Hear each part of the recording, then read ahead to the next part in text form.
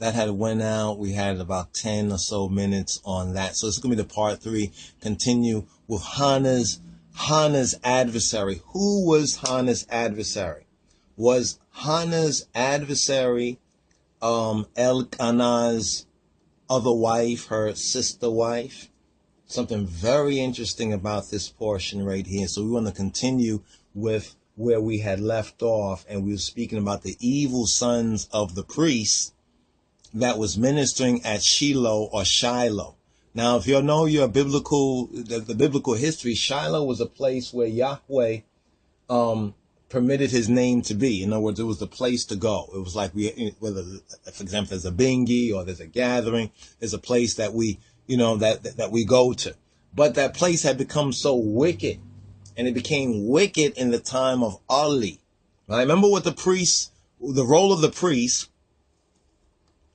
is to minister to the people, both in word and in deed, best according to their ability, the true and the living way of the Almighty. All right? And we're going to find something very interesting, not to go through the whole story, right, of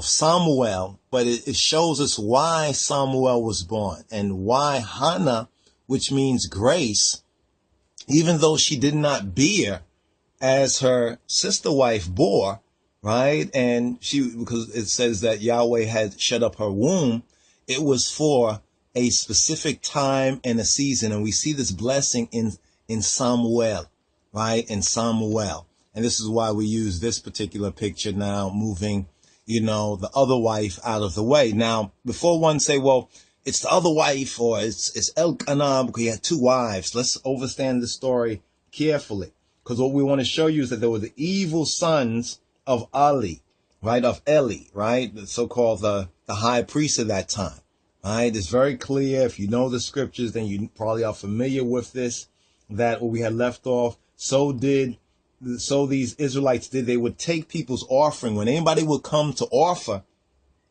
they would basically steal some of the flesh, the meat, take some of the flesh to themselves from the offering. So whatever was being offered to Yahweh, these sons of Belial, it's interesting because the sons of Eli or Ali were sons of Belial, was sons of worthlessness, Beliar, right? They were sons of Beliar, right? Belial, which is to say worthless, basically the devil. Where in the New Testament, it says something very interesting about, I think, does it use Beliar or does it use Beliar? Does it use Belial, right? Let's see if it uses Belial right here. And some of y'all might be familiar with this from the New Testament, 2 Corinthians 6:15. And what concord hath Christos, the anointed HaMoshiach, with Belial? Or what part hath he that beliveth, that amaineth, with a Kahadi, or with an infidel, with one who denies? What part?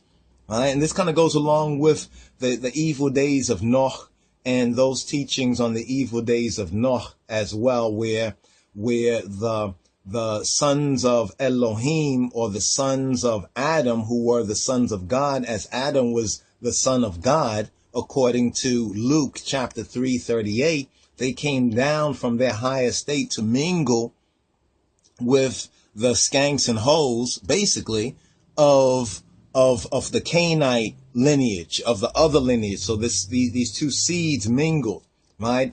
Exactly as it says right here. What concord hath Moshiach with Belial, and what part hath he that admits the truth with an infidel, with one who denies? And this is all under and in the section, be ye not unequally yoked together with unbelievers. For what fellowship hath righteousness with unrighteousness, and what communion hath light with darkness? Right? Now, the reason why we connect this, of course, is because of Belial and the fact that second chapter of 1 Samuel, verse 12, it now tells us that this is right after Hannah, her prophetic prayer, right?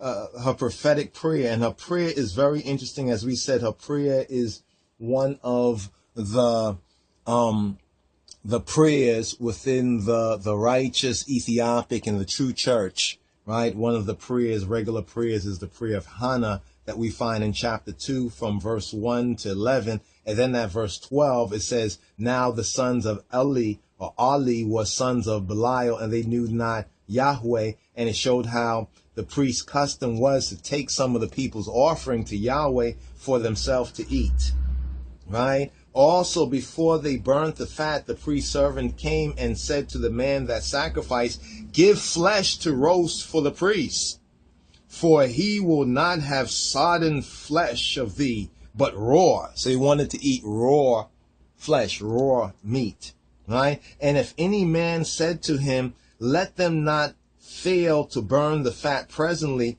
and then take as much as thy soul desireth, then he would answer him, nay, but thou shalt give it me now.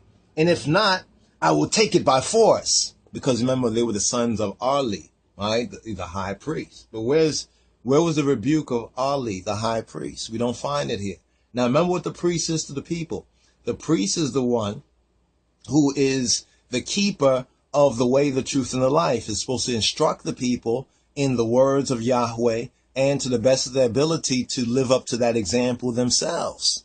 You see what I'm saying? So now we have this high priest who has his sons running around, the sons of Ali, who were taking and robbing Yahweh's offerings to feed their own belly, right? Very, very interesting, right? And says, wherefore the sin of the young men was very great before Yahweh, for men abhorred offering to Yahweh. So because of these evil sons of Ali, people basically didn't want to come to Shiloh anymore. That's why later on Yahweh says that he forsook Shiloh. And he's later on even, threatened, you could say, or warned them that, you remember what I did to Shiloh? How I forsook that place, Shiloh, and chose another place for his name. Now, why did I go here? Right? The prayer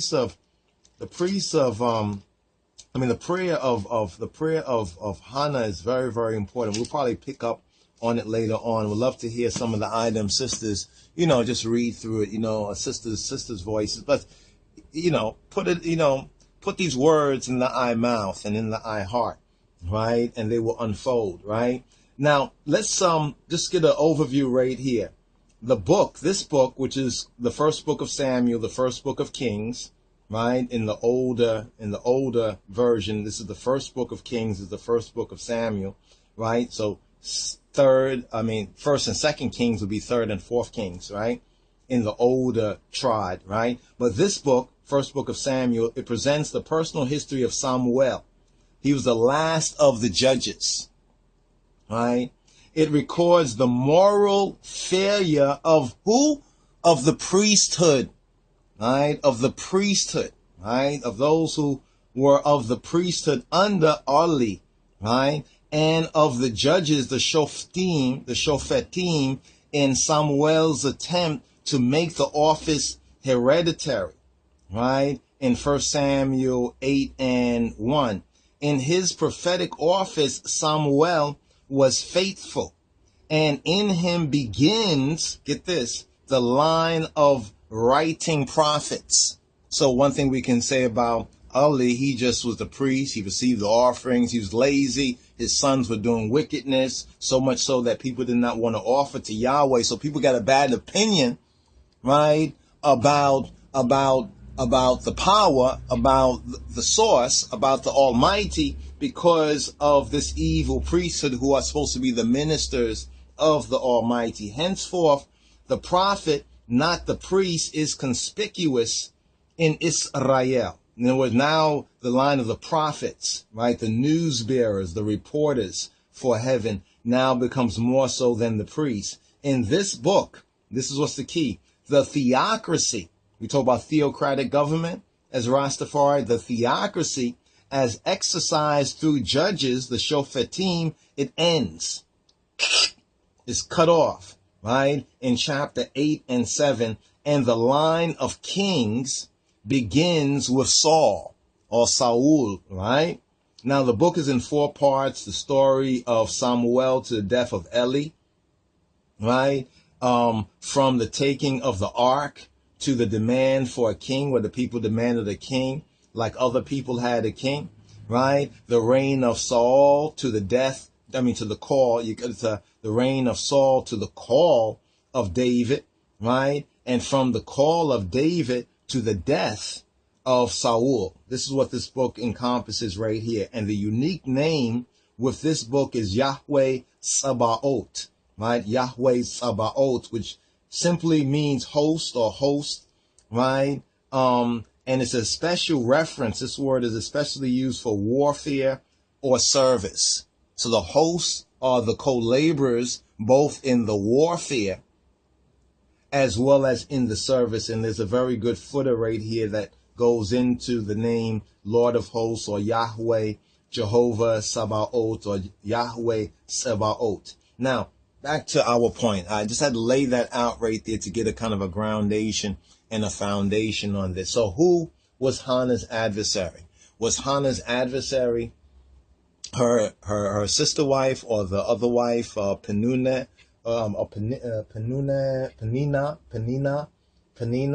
Penina had children, but Hannah had no children, right? Elkanah, he still had gave to everyone, and he gave a double portion to Hannah. And it's very clear that he loved Hannah, right? I love the part where he says to her, when she had wept after her, quote, adversary provoked her, she wept and did not eat.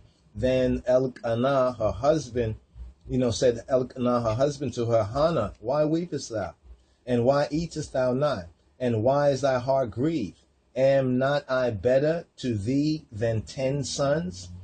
Than a whole minyan, because it takes the 10 Hebrew males of maturity to really come together to publicly worship. That's what it was in the old covenant days. That would take 10 men to basically almost like to do church, in that sense, to have like almost like a tabernacle like ceremony or service. It would take 10 men, and so you get the whole mincha, and the quorum. When you say decorum, quorum, out of quorum, in quorum, that's where the whole idea of 10 comes into the Western Gentile tradition from this Hebrew root right here. But it was looking at this particular word, adversary, and I looked at it in the Amharic, and I looked at this particular word in the Amharic, right? And let me see if I can bring up this right here. Let's go right here to the Amharic if we have enough time right here. Now, while we go to the Amharic, let me just finish reading off what I shared with the brother, and I think he just responded to I and I. So I said that the word polygamy, right, and the word adversary is very important. It's a unique part of this, and the key is the time and the high priest Eli. Remember his sons and their wickedness, right? The fact is that they were, I basically just kind of like just revealed it, to the brother right here. And the fact is that they were sisters. I'm talking about blood sisters. Now you would say, but that's against the law. If you know what the Torah law is, that's against the law. But with a high priest or so-called priest as Eli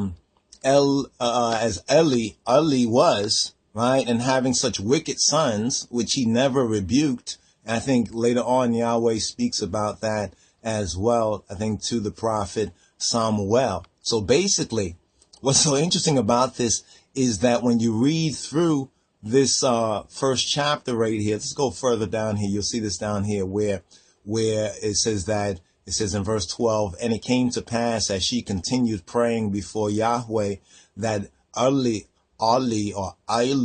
he marked her mouth, like he watched her, right? Now Hannah, she spake in her heart. Only her lips moved, but her voice was not heard. Mystical, right? Therefore, Eli thought she had been drunken. He said he never seen prayer like this. I wonder when the last time he really prayed. It's like praying on people's offerings and his wicked sons. And Eli said to her, how long wilt thou be drunken? So now he falsely accuses her of being drunken. Put away thy wine from thee. Now, and it says, and Hannah answered and said, no, Gitaye, no, my Lord. Right? She says, Gitaye hoy, idelem, no, my Lord, I am a woman of a sorrowful spirit. I have drunk neither wine nor strong drink, but I have poured out my soul. It's my soul that I poured out, not wine, she's saying, before Yahweh. Be'egzia b'yirfit nefsein afesisuhu, right? Then she said, count not thine handmaid for a daughter of Belial. So we see this once again, Belial, right? For an infidel or a worthless daughter. You know what I mean? For out of the abundance of my complaint and grief have I spoken hitherto. Now it's interesting what Ali says here. Then Ali answered and said, go in peace. Bedachna hiji, right? And the Elohim of Israel, the Israel Mamlak, he says, grant thee thy petition that thou hast asked of him. And then she responds, Hannah says, let thine handmaid find grace in thy sight. So the woman went her way and did eat, and her countenance was no more sad, right? And they rose up and they, went her way, and Elkanah, he knew his wife, and Yahweh remembered her.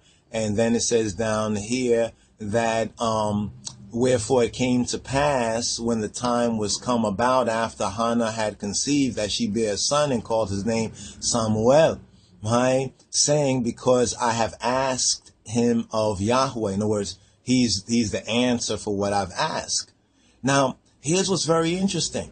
That if you know the story, it's like her son Samuel is going to replace Eli and his house and these wicked priests. She thought he was drunk, but really it was, he never rebuked his sons like that. You know what I mean? Who was stealing the people's offering, causing the people not to want to come and offer to Yahweh or worship him. Now, here's the verse right here. Let's go right here. This is the verse. Ba'amarinya says, Zegziabi machist en1, zegto neberina, awintawa, taskotat, ta besachatim neber. Here's the word. Awintwa.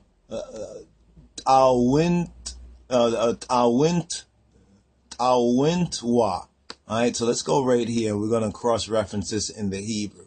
All right, so when we go over here, all right, we find the verse. All right, here we go. We find the verse, and we scroll down here. Let's just bring this up so you can see this a little fuller. And we're going to click on Adversary, the Hebrew, 6869. So we looked at this particular word, right? We wanted to see where else this word showed up. Now, in the Hebrew, it is Sara, not Sarah as Sarah, but Sa. Right? Now, here's what it says right here. It says the feminine of 6862, right? It means tightness, figuratively trouble, transitively a female rival, adversary, adversity, affliction, anguish, distress, tribulation, trouble. So this doesn't mean just a female, but the word in this sense is applied to something or someone feminine, right? Now, when we look through here, we notice something as we started to break down the word from the root. We said, let's go to the root right here. The root is zar. We say zar, right? Which in some sense could be like a demon in Amharic, the zar, right? Adversary, right? Anguish, close, distress, enemy, flint, foe, narrow. You can go through it right there. So then we went down here. The thing we noticed is that we took the word from the Amharic, right? Let's go to the Amharic right here. We took the word from the Amharic, right? And let's just get the root of this, and we're going to just go through, let's take a portion of the word. It's an odd word, so it's probably not going to show up many times, except specifically where it needs to show up to find this. So let's click here and let's press this. And so this is what I had went through in my search. Let me just put a T there so that we can narrow it down. Boom. There it goes right there. This is what we came up to right here. And it became so clear, and I was so happy that I listened to the Holy Spirit to keep searching this out. What this reads right here is Tefelagiu, the search the word, hareg, or the phrase, awint, hulet, two, tikiso chin, asgen tual, two citations were found or recovered, right? So we already know it's Metzaf Samuel Kedamawi, or 1 Samuel, right? And this is the particular verse right here, right? That we read in 1 and 6. But then we clicked here. This is what was so interesting when we clicked on Orit Ze Lewawiyan. And let's go here, 1818, right? 1818. And while you look at that, let me just go through the remainder of what we had sent to I brother. We said right here, the fact is that they were sisters. No doubt blood sisters, and this was against Torah law. Shall bring more light to the subject matter. I was planning on, touching on this anyway. Remember, David had 2 wives, no problems, and even Moses, according to the text, 1 Midianite, 1 Cushite Ethiopian. I share this now because the eye, O Israel, hit on her adversary. That word, I remember looking through my phone, and I saw through all the different texts, I saw adversary, her adversary. I said, whoa, somebody picked up on that?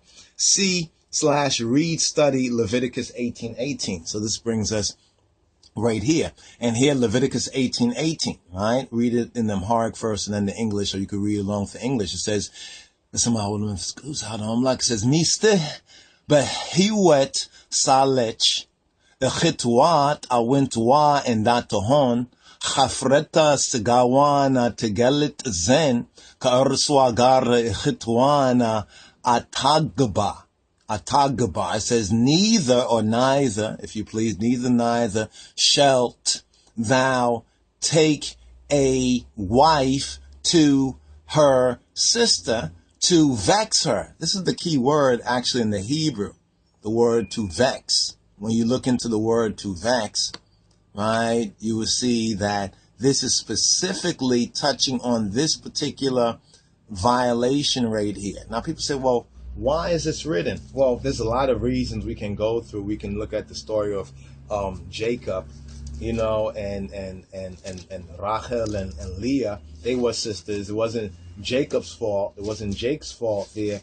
It was Jacob's father-in-law, Laban, which interestingly enough means white. Nothing against white folks, but it's kind of interesting that his name means that, right? And this is the relationships. This chapter covers the relationships and walk of Elohim, the power's earthly people, right? The power and the walk of his earthly people.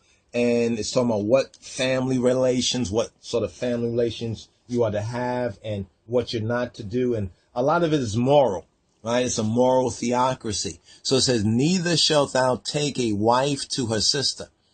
You know what I mean? In other words, you take one sister, then you take her other sister. You know what I mean? To vex her. Like some say, I like twins. Blah, blah, blah, blah, blah. You know what I mean? That's all wickedness.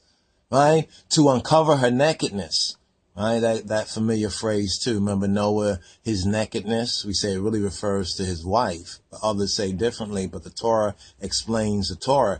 Besides the other in her lifetime. Now this was very, very interesting. You know what I mean? This was very, very interesting right here when we really saw that. Then it made so much sense because I said if it was the other woman, right? Penina, why doesn't it have any conversation? They didn't need to be in the conversation. It wasn't like she's provoking her like, you don't have no children. No, she didn't have to do that. This is her sister. So she might not have known this Torah scripture. Who should have known it?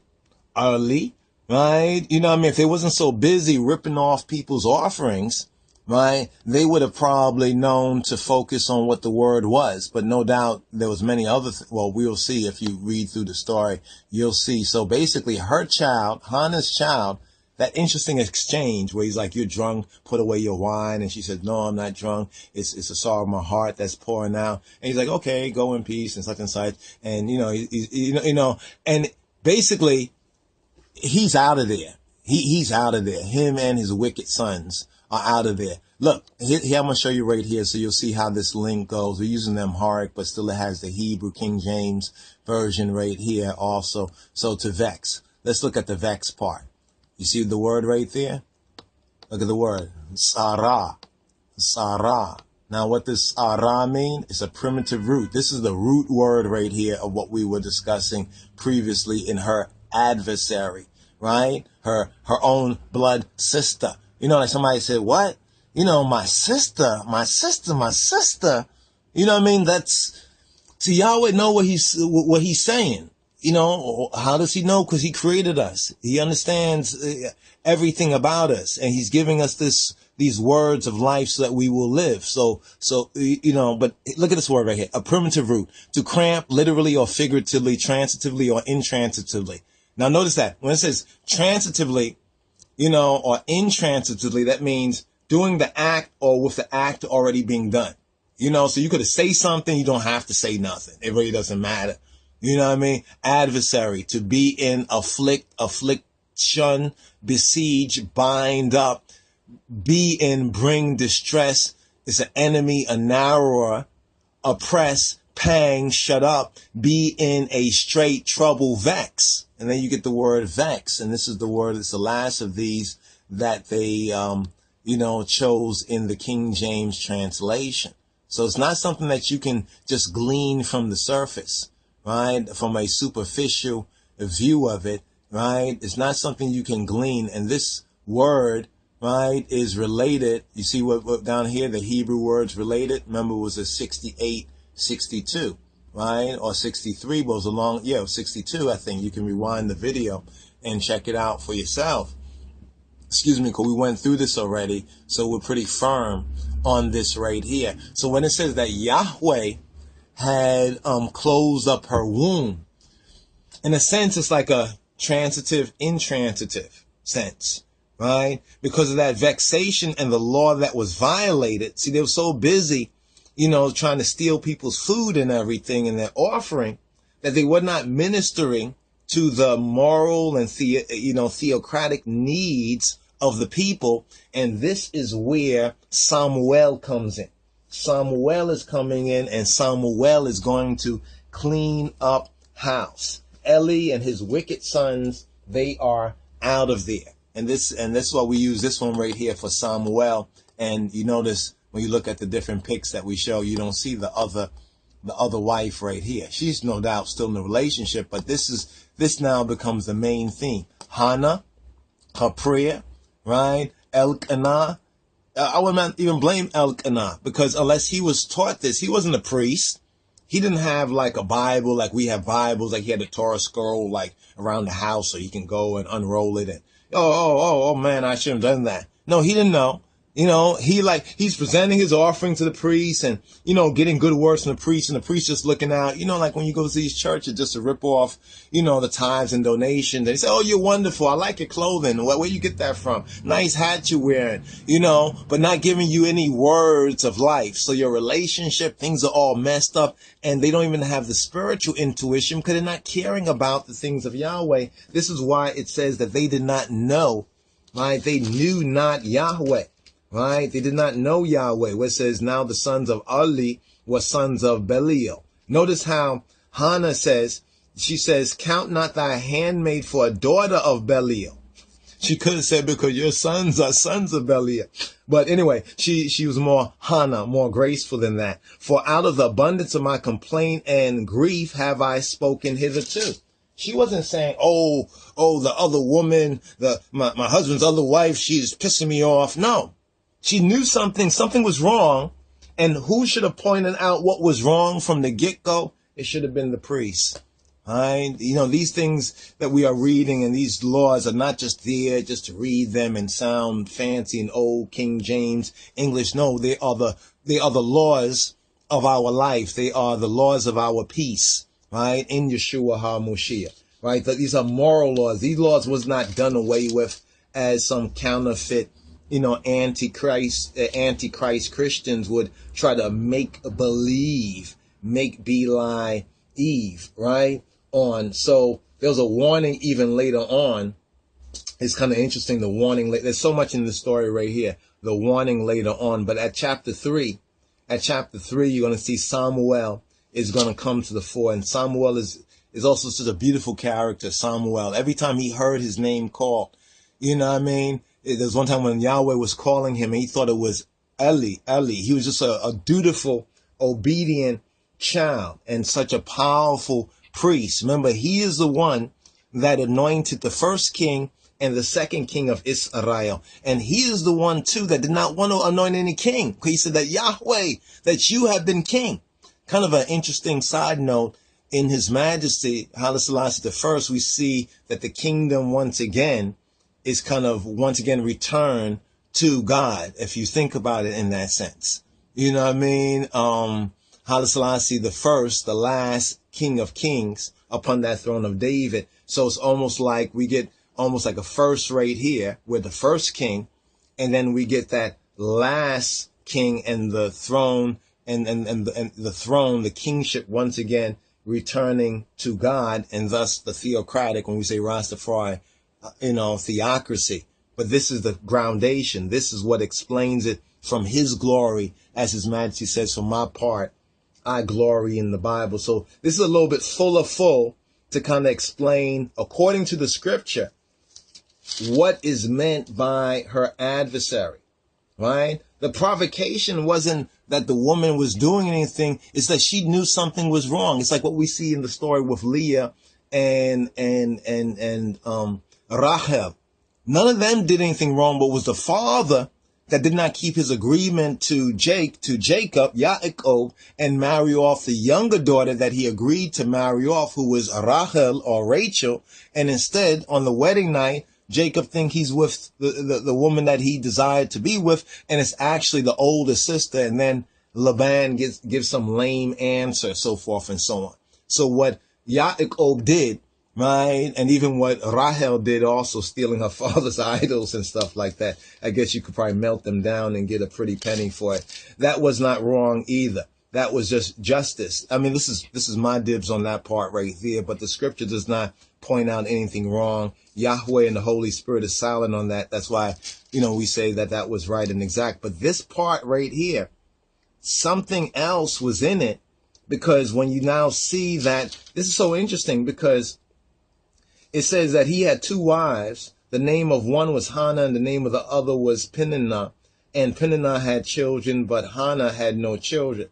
It doesn't go into their background. It goes into his background, right? There was a certain man of Ramathaim, of Zophim, of Mount Ephraim, and his name was Elkanah, the son of Jeroham, the son of Elihu or Eliu, right? The son of Tohu, the son of Zuph, and Ephrathite.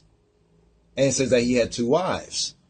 You know what I mean? But doesn't give, well, they were the daughters of this one and that one, so forth and so on, right? But from the inner part of the language, right? This is what we do as students in studying the word.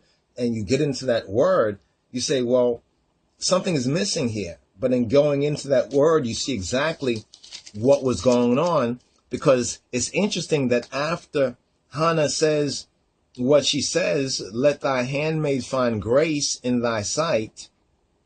So the woman went her way and did eat, and her countenance was no more sad, right? And then we see the birth of Samuel coming about. There was almost like an exchange, almost like an Ivine exchange. Like Yahweh told her, now it is all right, especially after he said, why are you drunk? He didn't say, have you been drinking?